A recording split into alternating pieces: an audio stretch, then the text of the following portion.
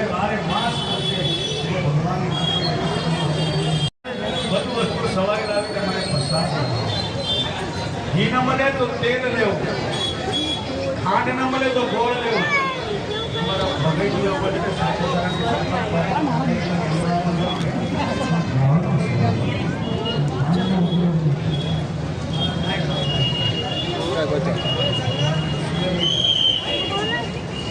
ઘી ન મળે તો તેલ, ખાંડ ન મળે તો ગોળ, બધું વસ્તુ સવારે લાવીને પ્રસાદ ખાઓ.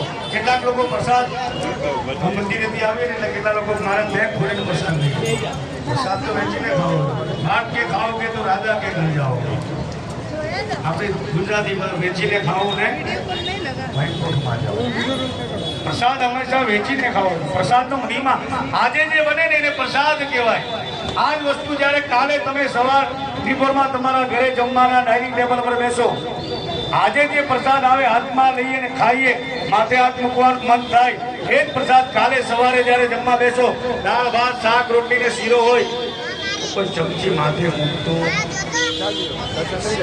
અને આજે એને પ્રસાદ કહેવાય. કાલે તમારે થાળીમાં મેનુમાં હશે તો શું કહેશો? બધું વસ્તુ સવારે લાવીને નારદનું પ્રસાદ. કોઈ પૂછે કે સત્યામ ભગવાનની પૂજામાં કેળના પાન કેમ બાંધવા? બધા બાંધી લગાવતા બધા લગાવવા પણ કેમ?